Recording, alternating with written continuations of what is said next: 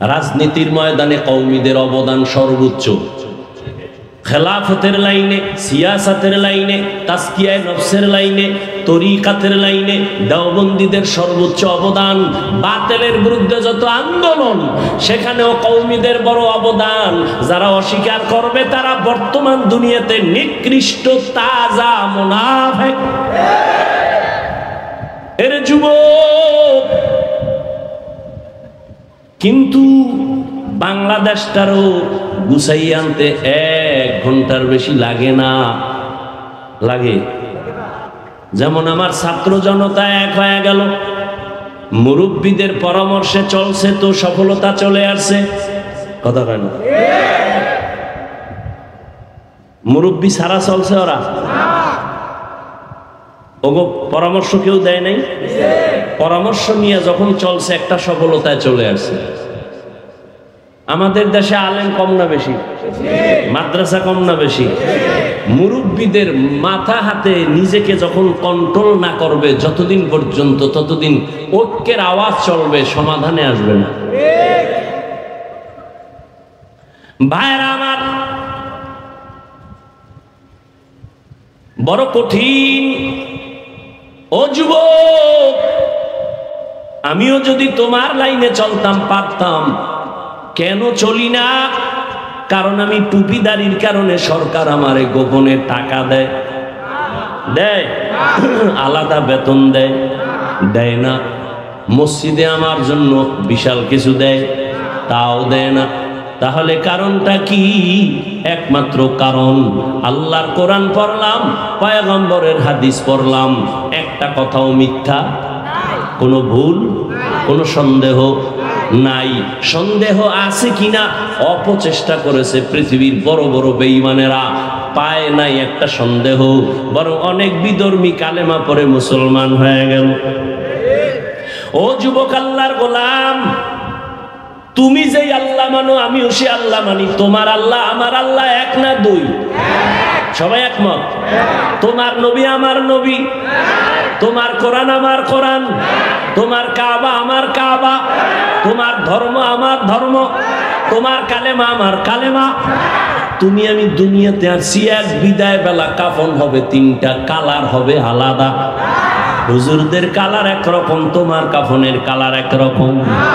কোটিপতি মারা গেলে কাফন একটা সম্মানের কারণে বাড়ায় দিবে, 3টার থেকে 4টা দিবে। গরিব রিক্সা ড্রাইভার মরে গেলে গরিব হওয়ার কারণে একটা কাফন কমায় দিবে। সবার কাফনের কালার এক, কবরের সাইজও হবে এক, প্রশ্ন হবে 3টা, তাও এক। রবের পরিচয় দাও, ধর্মের পরিচয় দাও, রহমাতুল লিল আলামিনের পরিচয় দাও। এই 3টা প্রশ্ন আমাকে আপনাকে সবাইকে করা হবে। ও আল্লাহর বান্দারা, আল্লাহর কোরআন শত। যুবকেরা বলো, ওই কোরআনে জান্নাতের বয়ান আসেনি? আছে? বলো, জাহান্নামের বয়ান আসেনি? কে জান্নাতে যাবে, কে জাহান্নামে যাবে আল্লাহ তাও স্পষ্ট করে বলেছেন, ইন্নাল আবরারা লাফি নাঈম ওয়া ইন্নাল ফুজ্জারা লাফি জাহিম। নেক আমল যারা করবে তারা জান্নাতের প্রতীক, যারা গুনাহ করবে তারা জাহান্নামের প্রতীক। জান্নাতটা কেমন আরামের ঘর আল্লাহ তাও বয়ান করেছেন। জান্নাতিন তাজরি মিন তাহতিহাল আনহার, এমন জান্নাত আল্লাহ দিবেন নেক আমলওয়ালাকে, যেই জান্নাতের শান্তি আর শান্তি, নিচে থাকবে মধুর নহর, দুধের নহর, পানির ঝর্ণা দ্বারা। এমন জান্নাত, বাথরুম নাই, কোনো যুবক যুবতী ছাড়া বুড়া থাকবে না, কোনো কালো মানুষ জান্নাতে থাকবে না। ওখানে আরামে যা চাইবে তা পেয়ে যাবে, শান্তি আর শান্তি। কিন্তু যারা গুনাহগার হইয়া পরকালে রওনা দিবে তওবা না করে, আল্লাহর নবী বলেন, আল্লাহ কোরআনে বলেন, তাদের জন্য জাহান্নাম কেমন ভয়ঙ্কর আল্লাহ তাও কোরআনে বয়ান করেছেন। ওয়াইলুল লিকুল্লি হুমাযাতিল লুমাযা। যদিও কাঁচা মিথ্যা কথা, সূর্যটা কত বড় কেউ কাছেও যেতে পারে না, মাপ দেওয়া সম্ভব না। কিন্তু এরপরও যদি ধরে নেই সূর্য দিনের বেলা ছিল গরম, রাতে সূর্য নাই, তারপর এত কেন ঘাম আর গরম? আল্লাহ পাকের কথা, নবীর কথা, কিয়ামতের ময়দান হবে এই মাঠ, এই জমিনটা পুরা জমিন হবে কিয়ামতের মাঠ। আল্লাহ তাআলা সিরিয়ার জমিনে অথবা আরাফাত আরাফাতের ময়দানে বিচারালয় কায়েম করবে, এরকম স্টেজ থাকবে। আরাফার ময়দান সিরিয়ার জমিন অথবা বিচারালয় কায়েম করবেন। ময়দান হবে কিয়ামতের মাঠ, সমতল থাকবে, সূর্যটা নিচে নেমে আসবে, মাথার উপরে যখন তাপ দিবে জমিনটা গরমে তামা হয়ে যাবে। এই মাটির জমিন থাকবে না, সূর্যের তাপে জমিনটা মাটি পুড়িয়া তামা হয়ে যাবে। অন্যদিকে জাহান্নামের আওয়াজ, অন্যদিকে আমার আল্লাহ রাগান্বিত আওয়াজ দিবেন, লিমানিল মুলকুল ইয়াউম লিল্লাহিল ওয়াহিদিল কাহ্হার। এরে নবীর উম্মতেরা, আপনার আমার নবী রহমতের নবী। আম্মা জান আয়েশা বলেন, ঘরের মধ্যে নবী গুনগুন করে কান্না করেন। আমি জিজ্ঞাসা করলাম, নবী আপনি কেন কান্না করেন? নবী বলেন, আয়েশা, কিয়ামতের ময়দানে ভয়ঙ্কর অবস্থার কথা মনে পড়েছে। আমার উম্মতের উপায় কি হবে? এরে নবীর উম্মতের দল, আমার নবীর কোনো গুনাহ নাই, আছে? নবীজির কোনো গুনাহ নাই। সেই নবী হাসরের ময়দানের ভয়ঙ্কর অবস্থার কথা মনে করে যদি কান্না করতে পারেন, উম্মতের জন্য আপনার আমার কি পরিমাণ কান্না করা দরকার। এমন একজন নবী নাই কাঁদেন নাই, এমন একজন সাহাবী যান নাই যে কান্না করেন নাই। আবু বকর কান্না করেন নামাজে দাঁড়াইয়া, বলার টাইম আমার হাতে নাই। আবু বকর নামাজে কান্না করেন। নবী রাতের বেলা বের হইলেন, কে কান্না করে? নবীর পাশেই তো মসজিদ, হুজরার পাশে। নবী বের হয়ে দেখে আবু বকর দাঁড়ায় দাঁড়ায় কান্না করে। গভীর রাতে নামাজে, নামাজ শেষ, আবু বকর কাঁদলেন কেন? বলে, হাসরের মাঠে কেমনে দাঁড়াবো সেই ভয়। আপনি যে বয়ান করছেন, ওমরে ফারুকের কান্নার আওয়াজ। ঈদের দিন সবাই আনন্দ করে, ওমর দরজা লাগায় কান্না করে। আবু হুরায়রা রাদিয়াল্লাহু আনহু বলেন, খলিফাতুল মুসলিমিন কাঁদেন কেন? বলে, জাহান্নামের আযাবের ভয়। বলে, আপনাদের 10 জনের নামে তো জান্নাতের টিকিট ওপেন করা আছে। ওমর বলে, আবু হুরায়রা, যেই আল্লাহ খুশি হইয়া জান্নাতের টিকিট দিয়েছেন, ওই আল্লাহ যদি কোনো কাজে বেজার হয়, টিকিট আবার ক্যান্সেল করে দিতে পারেন। এই ভয়ে কান্না করি।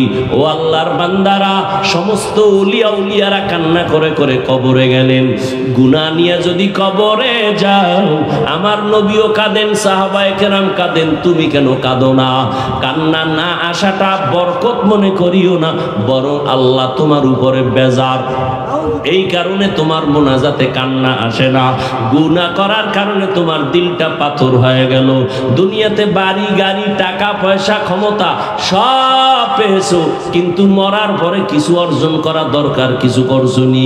মরিয়া গেলে মানুষ দোয়া করবে এমন কোনো আমল আসেনি, এমন কোনো গুণ তুমি অর্জন করছো কিনা? স্কুলে পড়িয়াও তো সম্ভব, কলেজে পড়িয়াও সম্ভব।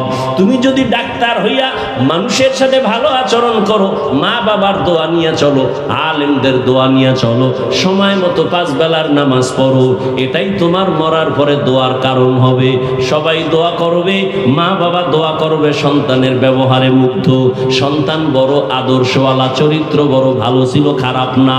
ও যুবক বাবা, আজকে তুমি মোবাইলটা হাতে নিয়ে সারা রাত কবিরা গুনাহ করে করে কাটাইলা, তোমার চরিত্র শেষ, ব্যবহারও নাই, মা বাবাও কষ্ট পায়, তোমার ব্যবহারে আলেমরাও কষ্ট পায়, মুরব্বীরাও কষ্ট পায়। এমন জীবনটা নিয়ে তোমার বেঁচে থাকার সার্থকতা নাই। এখনো সময় আছে, তওবা করে নাও। জীবনে শয়তানের ধোকায় পড়ে কত গুনাহ করছো, এখনো যদি তওবা করতে পারো, মনে মনে আল্লাহকে ডাকো আর বলো, হে মালিক, মুসা নবীর মজলিসে ওই জিনাকারের মতো যদি আল্লাহরে ডাক দিয়া তওবা করো, আল্লাহ জীবনে তো গুনাহ কম করি নাই, জীবনে নামাজ কম সারি নাই, বেপরদায় কম চলি নাই, অথচ আমি কেন পারি না? আমার মতো কত যুবক রাস্তায় গাড়ি চালায়, জেনারেল লাইনে পড়ুয়া নামাজ পড়ে, আমি কেন পারি না? আমার মতো যুবক স্কুল কলেজে পড়ে, নামাজ ছাড়ে না, আমি কেন পারবো না? আজকে থেকে তওবা করে নাও, মনে মনে আমার আল্লাহকে বলো, আল্লাহ আজকে থেকে নামাজ ছাড়বো না, বেপরদায় চলবো না, মা বাবারে কষ্ট দেব না, নবীর তরিকা মেনে চলবো, নবীর মোহাব্বত নিয়া উলামায়ে কেরামের পরামর্শ নিয়ে চলবো। আল্লাহ পাকের কাছে যদি তওবার খাঁটি নিয়ত হয়, মুনাফিকি না থাকে, খাঁটি তওবার নিয়তে দুটো হাত আমার আল্লাহকে দেখায় দাও। আয় আল্লাহ, হাতগুলো কবুল করে নেন, তওবা কবুল করে নেন, তওবার উপরে মজবুত হইয়া চলার মতো তৌফিক দান করেন।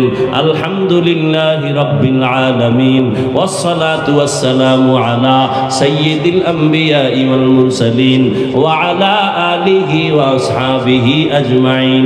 ইয়া আরহামার রাহিমিন, ইয়া আরহামার রাহিমিন, ইয়া আরহামার রাহিমিন। রব্বিরহামহুমা কামা রব্বায়ানি সগীরা।